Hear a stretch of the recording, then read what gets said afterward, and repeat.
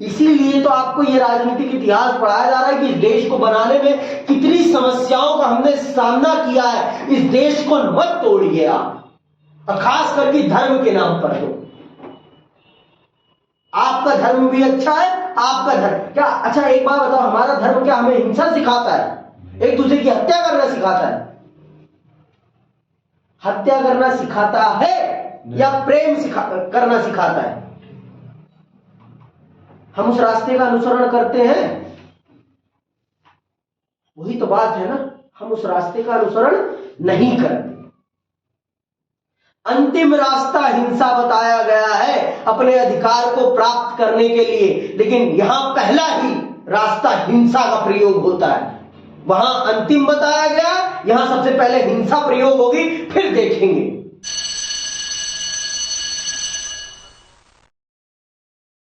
अब हम चल रहे हैं अपने देश के एक दूसरे छोर की तरफ। अब हम चल रहे हैं उत्तर पश्चिम को छोड़कर पूरब की तरफ। ये पूरब, इसकी तरफ चल रहे हैं। इसकी चर्चा आपने बहुत ही कम सुनी होगी भारत की राजनीति में। तो आज हम चल रहे हैं पूर्व उत्तर की राजनीति को समझने और वहां पर हुई हिंसा, इन सब बातों को चल रहे हैं विस्तार पूर्वक जानने। चलिए प्रारंभ करते हैं और समझते हैं पूर्वोत्तर में हुई हिंसाओं के बारे में, और वहां पर शांति और अमन किस प्रकार से लाया गया इसके बारे में। पूर्वोत्तर में क्षेत्रीय आकांक्षाएं 1980 के दशक में एक निर्णायक मोड़ पर आ गई थी। क्षेत्र में 7 राज्य हैं और इन्हें 7 बहनें कहा जाता है। इस क्षेत्र में देश की कुल 4% आबादी निवास करती है, लेकिन भारत के कुल क्षेत्रफल में पूर्वोत्तर के हिस्से को देखते हुए यह आबादी दुगनी कही जाएगी। 22 किलोमीटर लंबी एक पतली सी राहदारी इस इलाके को शेष भारत से जोड़ती है। अन्यथा इस क्षेत्र की सीमाएं, अंडरलाइन करना किन किन से जुड़ी हुई है, क्षेत्र की सीमाएं चीन, म्यांमार और बांग्लादेश से लगती हैं और यह इलाका भारत के लिए एक तरह से दक्षिण पूर्व एशिया का प्रवेश द्वार है। आप सब जानते हैं कि ये जो क्षेत्र है ये इस रास्ते से जुड़ा हुआ है भारत से, नहीं तो ये पूरा का पूरा क्षेत्र भारत से कटा हुआ है। और आप जानते हैं कि इसकी अंतरराष्ट्रीय सीमाएं किन देशों के साथ लगती है? आपके भूटान, आपके चीन, म्यांमार और बांग्लादेश के साथ। और आप सब जानते हैं चीन हमारा हितैषी नहीं है, चीन हमारा हितैषी नहीं है। और जब से म्यांमार में सैन्य शासन आ गया है तब से म्यांमार भी ज्यादा अच्छा बर्ताव हमारे साथ नहीं करता है। ये आबादी के क्षेत्र से बहुत ही कम लोगों के रहने, यहां पर आबादी तो बहुत कम है लेकिन क्षेत्रफल बहुत ज्यादा है, और प्राकृतिक संसाधनों के मामले में बहुत ही ज्यादा संपन्न है। और इसे हम मानते हैं ये हमारे दक्षिण एशिया का प्रवेश द्वार है। पूर्वी एशिया से जोड़ने का काम करता है ये हमारे देश को। ये हमें पूर्वी एशिया से जोड़ने का काम करता है। कौन? आपका पूर्वोत्तर के जो राज्य हैं ये हमें पूर्वी एशिया से जोड़ने का काम करते हैं। तो ये हमारे लिए बहुत ही ज्यादा महत्वपूर्ण राज्य है। ऐसा नहीं है कि इनका कोई महत्व नहीं है, ये बहुत ही ज्यादा महत्वपूर्ण है, चाहे वो आपके राजनीतिक दृष्टिकोण से हो, चाहे वो आपके भौगोलिक दृष्टिकोण से हो, चाहे और किसी भी दृष्टिकोण से हो। लेकिन ये राज्य बहुत ही ज्यादा महत्वपूर्ण, बहुत ही ज्यादा महत्वपूर्ण है। ये 7 राज्य, समझ नहीं बात, ये भारत की राजनीति को बहुत ज्यादा प्रभावित करते हैं, बहुत ज्यादा। और हमने इनको एक लंबे समय तक नेग्लेक्ट किया, अनदेखा किया है। अगर हमने इन पर ध्यान दिया होता तो आज ये और ज्यादा हमारे देश के विकास को बढ़ा सकते थे, एक नई रफ्तार दे सकते थे। आप सब जानते हैं कि उत्तर भारत में फुटबॉल का क्रेज नहीं है, लेकिन पूर्वोत्तर भारत में फुटबॉल का बहुत ज्यादा क्रेज है। और अगर हमने सही से काम किया होता तो आज हमारी भी एक बहुत बड़े स्तर पर इंटरनेशनल फुटबॉल टीम होती, जो अब बन रही है, जो अब ग्रो अप हो रही है। ये बहुत पहले ग्रो अप हो जाती, ये बहुत पहले ग्रो अप हो जाती। और आप सब जानते हैं कि हमारे देश के सामने बहुत ज्यादा चुनौतियां थी, बहुत ज्यादा चुनौतियां थी, एक चुनौती नहीं, बहुत ही ज्यादा चुनौतियां थी। और उन चुनौतियों को समाप्त करना इतना आसान नहीं था। एक देश को खड़ा करना, आज देश को चलाना आसान माना जा सकता है, लेकिन आप प्रारंभिक दौर देखिए, प्रारंभिक दौर में इस देश को खड़ा करना इतना आसान काम नहीं था। पेड़ लगाना और उसे एक छोटे से एक, जब तक वो अपने काबिल ना बन जाए, मजबूती ना प्राप्त कर ले, तब तक उसकी सुरक्षा करना बहुत ज्यादा जरूरी होती है। तो यही था जो हमारे देश का 50 साल था ना, वो प्रोटेक्शन ईयर था, और उसी में हमारा देश बनना था और बिगड़ना था। अब तो देश खड़ा हो चुका है, पूरा आकार ग्रहण कर लिया है, तना मजबूत हो चुका है, अब कोई इसे हिला नहीं सकता। जिस प्रकार से बरगद को नहीं हिला सकता, उसी प्रकार से अगर बरगद को 10 साल 20 साल संरक्षण मिल जाता है, तो फिर बरगद के पेड़ को कोई उखाड़ नहीं पाता। क्यों? क्योंकि बरगद अपनी जड़ें पूरी तरीके से जमीन में गाड़ देता है। वही बात समझ में आई बात? आगे सुनो। इस इलाके में 1947 के बाद से अनेक बदलाव आए हैं। त्रिपुरा, मणिपुर और मेघालय का खासी पहाड़ी क्षेत्र पहले अलग अलग रियासतें थी। आजादी के बाद भारत संघ में इनका विलय हुआ। पूर्वोत्तर के पूरे इलाके का बड़े व्यापक स्तर पर राजनीतिक पुनर्गठन हुआ है। नागालैंड को 1963 में राज्य बनाया गया, अंडरलाइन करते चलना। मणिपुर, त्रिपुरा और मेघालय 1972 में राज्य बने, जबकि मिजोरम और अरुणाचल प्रदेश को 1987 में राज्य का दर्जा दिया गया। 1947 के भारत विभाजन से पूर्वोत्तर के इलाके भारत के शेष भाग से एकदम अलग थलग पड़ गए, और इसका अर्थव्यवस्था पर इससे दुष्प्रभाव पड़ा। भारत के शेष भागों से अलग थलग पड़ जाने के कारण इस इलाके में विकास पर ध्यान नहीं दिया जा सका।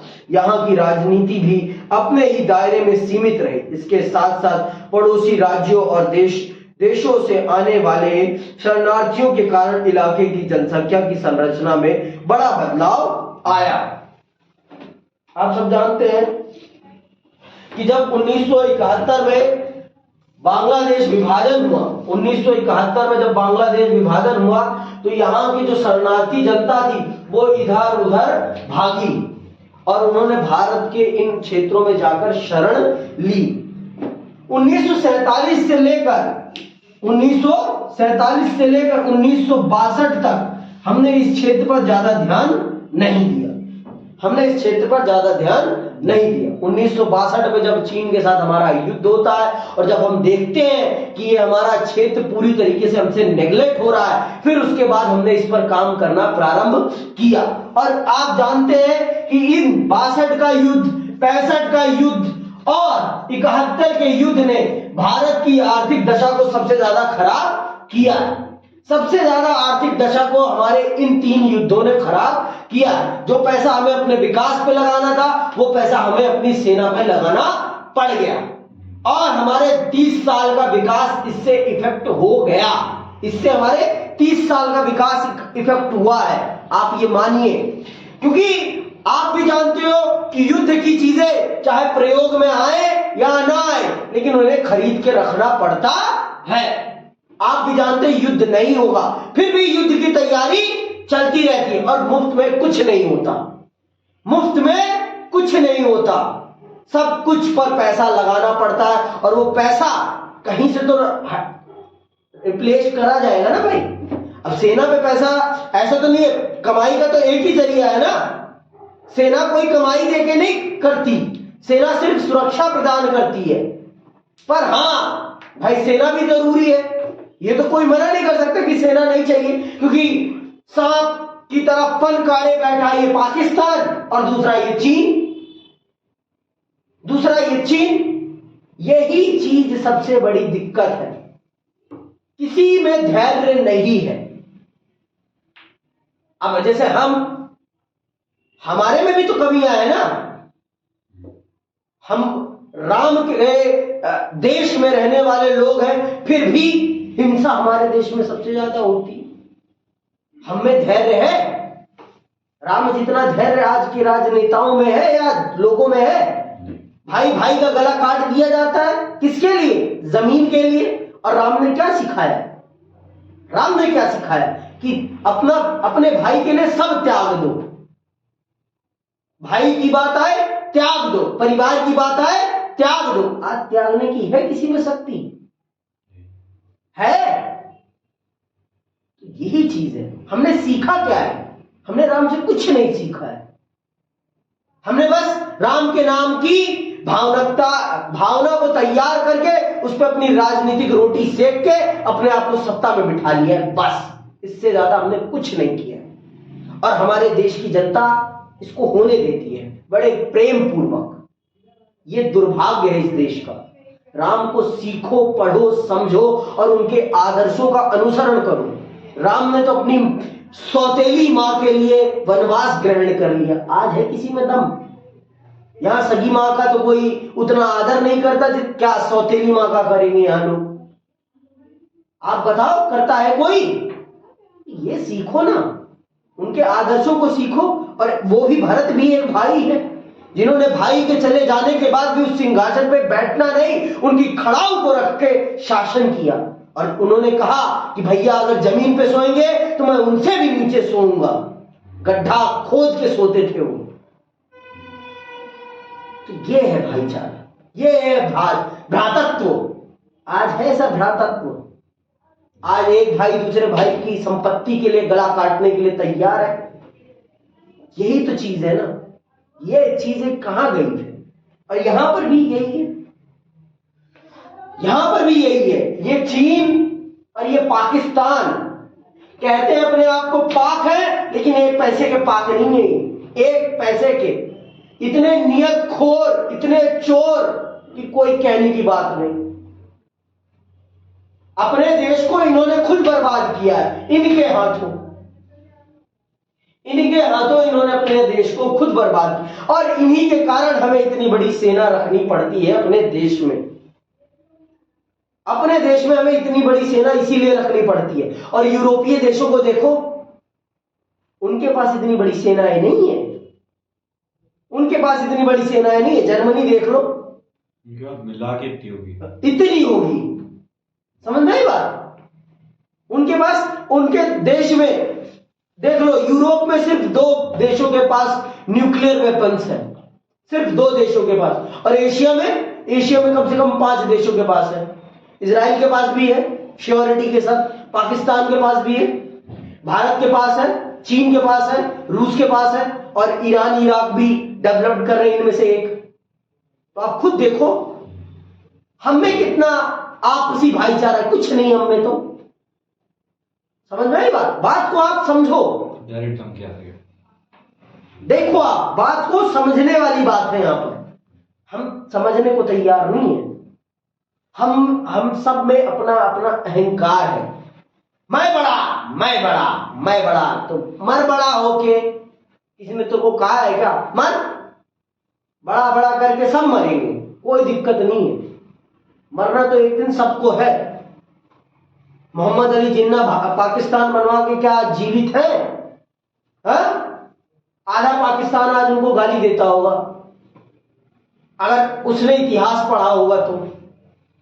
आधा पाकिस्तान गाली देता होगा मोहम्मद अली जिन्ना को कि क्या करके चला गया तू जिन्ने। समझ आई बात? आगे सुनो। तो पूर्वोत्तर पर हमने एक लंबे समय तक ध्यान नहीं दिया, और उस ध्यान न देने के कारण देखो, ध्यान दे भी नहीं पाए हम। अगर आप भारत की राजनीतिक इतिहास को पढ़ो तो कितनी समस्याएं थी हमारे सामने। हमें जितना लगता है आसान इन समस्याओं का समाधान करना, उतना होता नहीं है। आदर्शों पर भी चलना है और देश को भी चलाना है, संभव नहीं हो पाता इतना। गरीबी इतनी बड़े स्तर पर थी कि 2 वक्त की रोटी भी लोगों को नसीब नहीं थी। और मां धरती भी हमारा साथ नहीं दे रही थी। सूखे पे सूखा पड़ रहा था। सूखा पड़ जाएगा। जब इंद्रदेव ही हमसे नाराज हो जाएंगे तो फिर कहां खुशहाली आ पाएगी? खुद ही सोचो आप। खुशहाली तो तभी आ पाएगी जब इंद्रदेव हम पर मेहरबान होंगे। अब जब इंद्रदेव ही मेहरबान नहीं होंगे तो खुशहाली का आना तो संभव नहीं है। खुशहाली का आना तो संभव नहीं है। इसीलिए तो आपको ये राजनीतिक इतिहास पढ़ाया जा रहा है कि इस देश को बनाने में कितनी समस्याओं का हमने सामना किया है। इस देश को मत तोड़िए आप, और खास करके धर्म के नाम पर। तो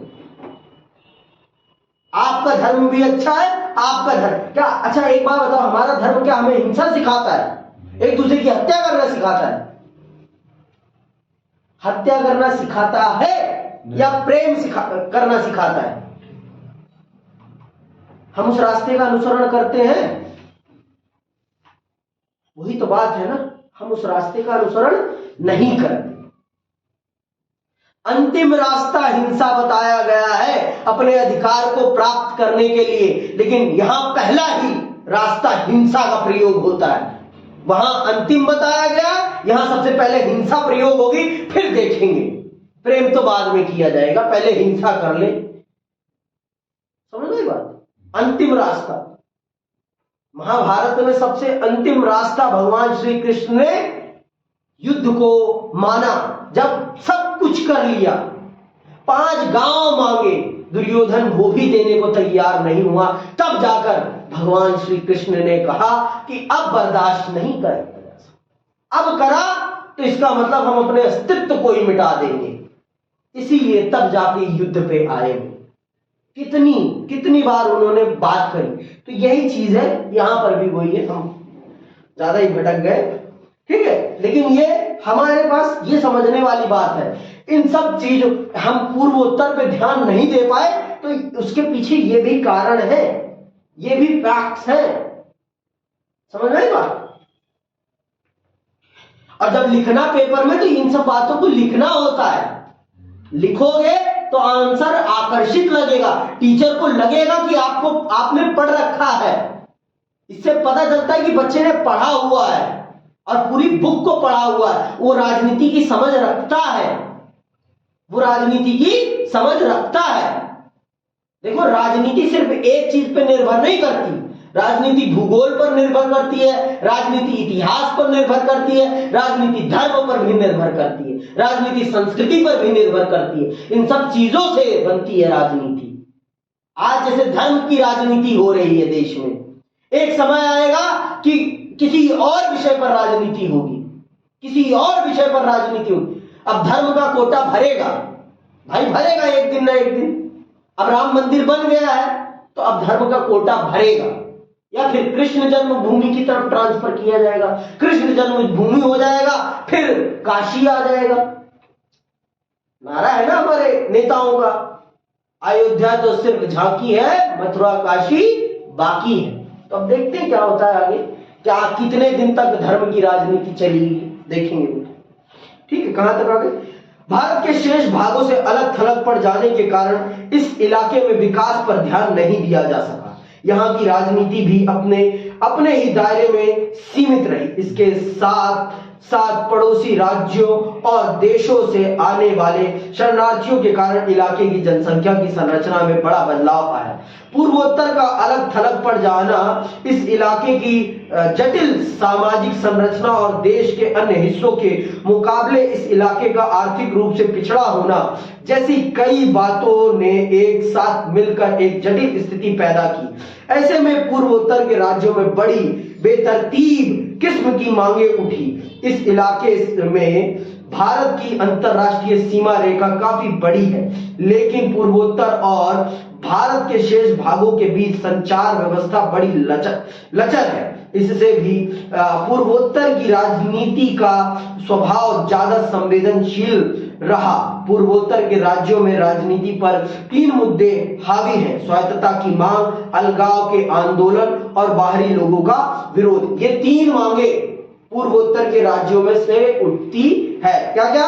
स्वायत्तता की मांग, ज्यादा से ज्यादा हमें अपने आप को संचालित करने का अधिकार, अलगाव की मांग कि हम भारत से अलग होना चाहते हैं, और तीसरा बाहरी लोगों पर रोक कि जो बांग्लादेशी भारत में घुसने का प्रयास कर रहे हैं इनको रोका जाए, रोहिंग्याओं को रोका जाए और इनको बांग्लादेशियों को रोका जाए हमारे क्षेत्र में आने से। इनमें पहले मुद्दे यानी स्वायत्तता की मांग पर 1970 के दशक में कुछ शुरुआती पहल की गई थी। इससे शेष दो मुद्दों ने 1980 के दशक में नाटकीय मोड़ लिया। स्वायत्तता की मांग, आप जान चुके हैं स्वायत्तता की मांग क्या होता है, कि बताने की जरूरत है कि स्वायत्तता की मांग क्या होती है। ज्यादा से ज्यादा अधिकार, ज्यादा से ज्यादा अधिकार मांगना ही स्वायत्तता कहलाता है। सुनिएगा, आजादी के वक्त मणिपुर और त्रिपुरा को छोड़ दे तो यह पूरा इलाका असम कहलाता था। सिर्फ मणिपुर और त्रिपुरा ही अलग थे, नहीं तो पूरे के पूरे क्षेत्र को क्या कहा जाता था? असम कहलाता था। गैर आसमी लोगों को जब लगा कि असम की सरकार उन पर अपनी भाषा थोप रही है तो इस इलाके से राजनीतिक स्वायत्तता की मांग उठी। यह भाषा, सबको लगता है कि भाषा कोई विषय नहीं है, मुद्दा नहीं है राजनीति का, लेकिन सबसे बड़ा मुद्दा भाषा ही है। जब गैर आसमी जनता को यह लगा कि असम की सरकार उन पर अपनी भाषा और अपनी संस्कृति थोप रही है, तब उन्होंने स्वायत्तता की मांग को उठाना प्रारंभ किया। सिर्फ मणिपुर, सुन लो, ये रहा आपका मणिपुर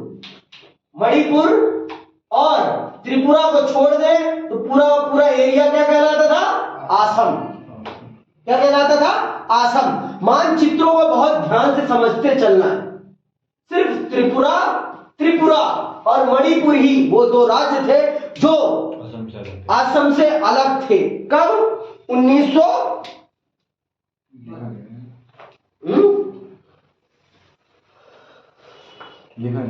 कोई बात नहीं, ठीक है। तो ये ही दोनों अलग थे, नहीं तो पूरा का पूरा एरिया क्या कहलाता था? असम। तो जब असम की जनता और गैर आसमी जनता पर, जो असम की भाषा नहीं बोलते थे, गैर आसमी जनता पर जब असम की भाषा और असम की संस्कृति थोपने का काम प्रारंभ किया गया तो वहां से आंदोलन प्रारंभ हुआ। कोई भी अपनी भाषा को नहीं छोड़ सकता, क्योंकि अगर भाषा चली गई ना भाई, तो भाषा चली गई मतलब इसका मतलब आपकी आजादी आपके मुंह से चली गई, आपकी आजादी, आपकी मां आपसे छीन ली गई, क्योंकि भाषा आपकी मां होती, मातृभाषा। अगर मेरी अवधि मुझसे छीन ली जाएगी तो मेरी मातृभाषा मुझसे छीन ली जाएगी, क्योंकि अवधि मेरी मातृभाषा, मेरी पहली भाषा है वो। मैंने सबसे पहले अपने मुंह से जो शब्द निकाला वो अवधि में निकाला, ना कि मैंने हिंदी में। हिंदी मेरी मातृभाषा नहीं है, मेरी मातृभाषा अवधि है। अवधि हिंदी की एक बोली है, लेकिन वो बोली मेरी भाषा है पहली। ये सच है, समझ में आई बात? तो यही चीज तो असम में जब असम की जनता पर मतलब गैर आसमी जनता पर जब असम की भाषा थोपने का काम किया गया तो गैर आसमी जनता ने उसका विरोध किया और उन्होंने कहा कि हम असम से अलग होना चाहते हैं, और यहीं से वो राजनीति स्टार्ट होती है स्वायत्तता की मांग वाली। सुनिएगा आगे, गैर आसमी लोगों को जब लगा कि असम की सरकार उन पर आसमी भाषा थोप रही है तो इस इलाके में राजनीतिक स्वायत्तता की मांग उठी। पूरे राज्य में आसमी भाषा को लादने के खिलाफ विरोध प्रदर्शन और दंगे हुए। बड़े जनजाति समुदाय के नेता असम से अलग होना चाहते थे। इन लोगों ने ईस्टर्न इंडियन ट्राइबल यूनियन का गठन किया, जो 1960 में कहीं ज्यादा व्यापक ऑल पार्टी हिल्स कॉन्फ्रेंस में तब्दील हो गया। इन नेताओं की मांग थी कि असम से अलग एक जनजातीय राज्य बनाया जाए। आखिरकार एक जनजातीय राज्य की जगह असम को काटकर कई जनजातीय राज्य बने। केंद्र सरकार ने अलग थलग वक्त पर असम को बांटकर मेघालय, मिजोरम और अरुणाचल प्रदेश बनाया। त्रिपुरा और मणिपुर को भी राज्य का दर्जा दिया गया। समझ में आई बात? तो इस प्रकार से अलग अलग समय पर सरकार ने अलग अलग समय पर भारत सरकार ने असम को छोटे छोटे जनजातीय समूहों में बांटते हुए कई राज्यों में तब्दील कर दिया, जिसमें से कौन कौन से राज्य आपके याद रखना, असम से कौन कौन से राज्य निकले हैं? मेघालय, मिजोरम और अरुणाचल प्रदेश। और उसी समय काल में त्रिपुरा और मणिपुर को भी राज्य का दर्जा दिया गया। तो याद रखना है असम से कौन कौन से राज्य निकले हैं? असम से निकला आपका मेघालय, मिजोरम और अरुणाचल प्रदेश। ये मेघालय, मिजोरम और अरुणाचल प्रदेश जो है ये जनजातियों के आधार पर नाम है इनके, ये वहां रहने वाले लोगों के आधार पर इनको बनाया गया। भाषा और जनजातियों के आधार पर, जो बड़ी संख्या में जनजाति थी उनके आधार पर इन राज्यों का गठन किया गया। 1972 तक पूर्वोत्तर का गठन पूरा हो चुका था, लेकिन स्वायत्तता की मांग खत्म ना हुई। उदाहरण के लिए असम के बोडो, करबी और दिमसा जैसे समुदायों ने अपने लिए अलग राज्य की मांग की। अपनी मांग के पक्ष में उन्होंने जनमत तैयार करने के प्रयास, जनमत मतलब जनता को जोड़ने का प्रयास किया, ठीक है, जनमत प्रयास किए, जन आंदोलन चलाए और विद्रोही कार्रवाइयां भी की। कई दफा ऐसा भी हुआ कि एक ही इलाके पर एक से ज्यादा समुदायों ने अपनी दावेदारी जताई। छोटे छोटे और निरंतर लघुतर होते राज्य बनाते चले जाना संभव नहीं था। भाई राज्य बनाना कोई आसान काम नहीं होता, संसाधनों को बांटना होता है, चीजों को बांटना होता है, बजट को भी बांटना होता है, समझ रहे? जितने राज्य बढ़ेंगे उतना आपका संसाधन कैपेसिटी भी बढ़ेगी। जहां पहले एक घर में एक चूल्हा होता है, वहीं अगर घर बढ़ता है तो एक ही जैसे कई चूल्हे हो जाते हैं। तो इसका मतलब संसाधनों का बंटवारा हो रहा है। जहां पहले एक ही घर में रह के सब एक जैसी चीजें पहन लेते थे, लेकिन अब संभव नहीं है। वहां एक ही चूल्हा जलता था, अब वहां 3 चूल्हे जल रहे हैं। तो 3 चूल्हे का मतलब आप समझ रहे हो ना, खर्चा बढ़ा कि नहीं बढ़ा? बढ़ा ना खर्चा। जब एक बार में चीजें बन रही हैं तो सस्ती पड़ रही है, लेकिन जब बार बार वही चीजें बन रही हैं तो महंगी पड़ रही है कि नहीं पड़? वही चीजें जब एक राज्य रहता है तो उसको चलाना थोड़ा सा सरकार के दृष्टिकोण से आसान होता है, सरकार की दृष्टि से आसान होता है। लेकिन जब अलग अलग राज्य हो जाते हैं तो जो केंद्र सरकार होती है उसको बहुत दिक्कत आती है, उसको बहुत ज्यादा दिक्कत आती है संसाधनों के डिस्ट्रीब्यूशन में। तब उस पर यह आरोप लगता है कि आप इस राज्य को ज्यादा फेवर दे रहे हैं, आप इस राज्य को कम फेवर दे रहे हैं। तो इस प्रकार से जो राज्य सरकारें होती हैं वो केंद्र सरकार के खिलाफ आंदोलन करने लग जाती हैं और केंद्र सरकार पर यह आरोप लगाती हैं कि आप पक्षपात कर रहे हैं। इस वजह से संघीय राज्य व्यवस्था के कुछ और प्रावधानों का प्रयोग करके स्वायत्तता की मांग को संतुष्ट करने की कोशिश की गई और इन समुदायों को असम में ही रखा गया। करबी और दिमसा समुदाय को जिला परिषद के अंतर्गत स्वायत्तता दी गई, जबकि बोंडा जनजाति को हाल ही में स्वायत्त परिषद का दर्जा दिया गया। तो सबको खुश करने का काम किया गया, कोशिश की गई कि सब संतुष्ट हो जाए। तो किसी को जिले के स्तर पर स्वायत्तता दे दी गई कि आपका ये जिला है और आप यहां रहते हैं तो आप यहां पर अपने हिसाब से शासन को चला सकते हैं और इसमें सरकार आप पर ज्यादा इंटरफेयर नहीं करेगी। तो कुछ को परिषद के अंतर्गत स्वायत्तता दे दी गई। मतलब केंद्र सरकार ने कोशिश की कि ये लोग संतुष्ट हो जाएं कैसे भी। बहुत मुश्किल होता है, बहुत ही ज्यादा मुश्किल होता है ऐसा करना, लेकिन उस समय की केंद्र सरकार ने इन कामों को अंजाम दिया और आज आप देख सकते हैं शांतिमय तरीके से आपका पूर्वोत्तर चल रहा है। सिर्फ किसको छोड़कर? मणिपुर को। मणिपुर में हिंसा होने के पीछे भी वही कारण है, जनजातीय संघर्ष। 2 जनजातियों में संघर्ष हो रहा, अब उनका नाम नहीं पता मुझे, ठीक है। अलगाववादी आंदोलन, जब बहुत लोग मान गए, लेकिन जिन जनजातियों ने नहीं माना कि नहीं हमें इतनी स्वायत्तता काफी नहीं है, तो उन्होंने क्या कहा कि अब तो हम देश से ही अलग होंगे। तो वो कौन थे ये सुनते हैं। स्वायत्तता की मांग से निपटना आसान था, क्योंकि संविधान में विभिन्नताओं का समाहार संघ में करने के लिए प्रावधान पहले से मौजूद थे। लेकिन जब कुछ समूहों ने अलग देश बनाने की मांग की और वह भी किसी क्षणिक आवेश में नहीं बल्कि सिद्धांतगत तैयारी के साथ, तो इस मांग से निपटना मुश्किल हो गया। देश के नेतृत्व को पूर्वोत्तर के 2 राज्यों में अलगाववादी मांग का लंबे समय तक सामना करना पड़ा। इन 2 मामलों में आपसी तुलना हमें लोकतांत्रिक राजनीति के कुछ सबक सिखाती है।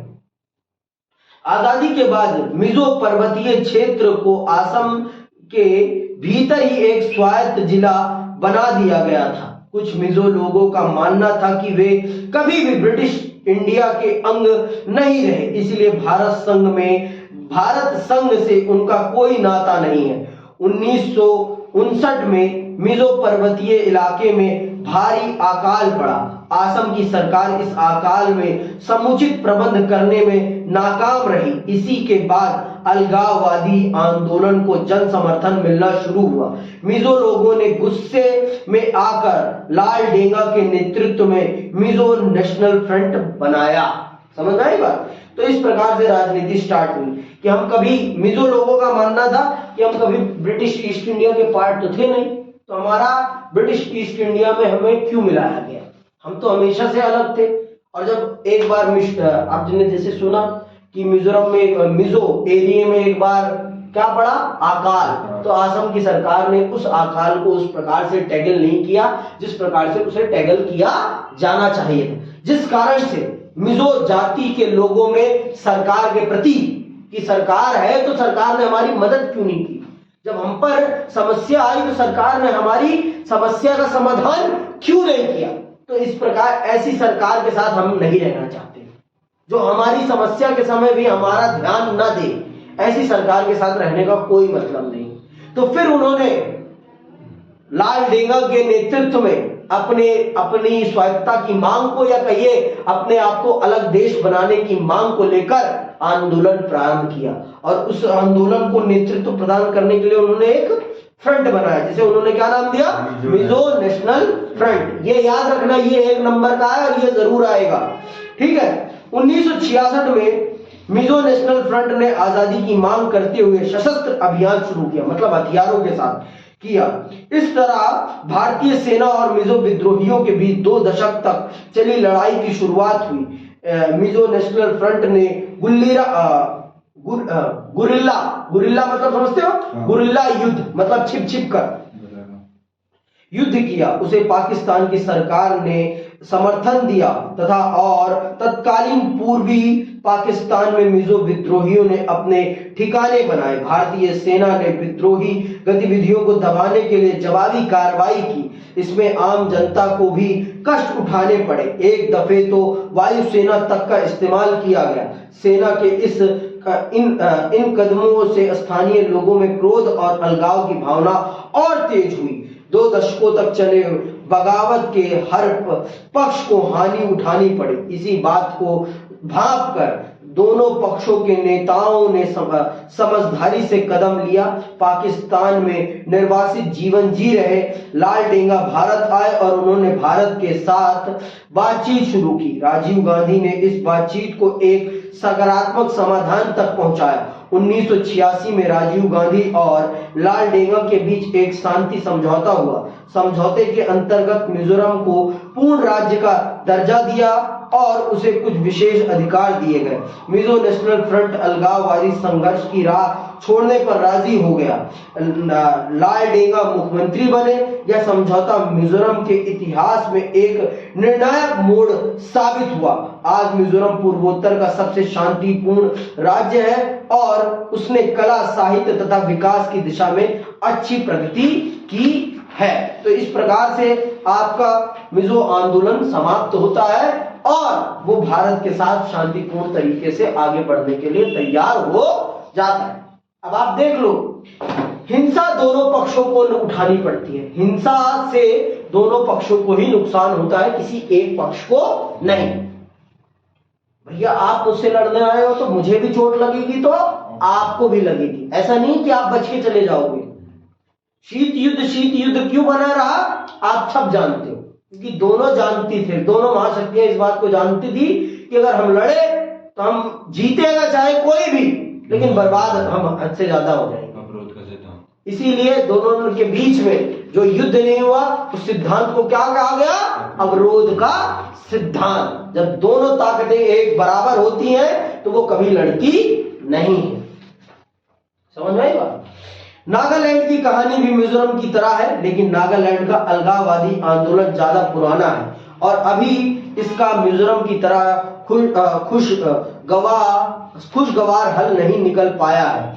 आगामी जापू फीजो के नेतृत्व में नागा लोगों के एक तबके ने 1951 में अपने को भारत से आजाद घोषित कर दिया था।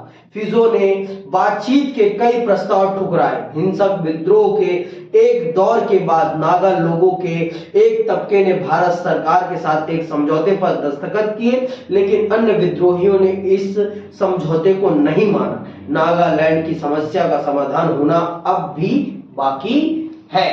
तो अभी भी नागालैंड में एक छोटा सा जन समूह अभी भी भारत सरकार के साथ मिलना नहीं चाहता। वो नागालैंड को भारत से अलग करना चाहता है, लेकिन भाई बातचीत से हल होगी समस्या जल्दी ही। और हम आशा करते हैं कि नागालैंड का वो जन समूह भारत गणराज्य में रहना पसंद करेगा और जल्दी ही अपनी समस्या का समाधान करेगा और भारत को खुशहाल बनाने में अपना योगदान देगा।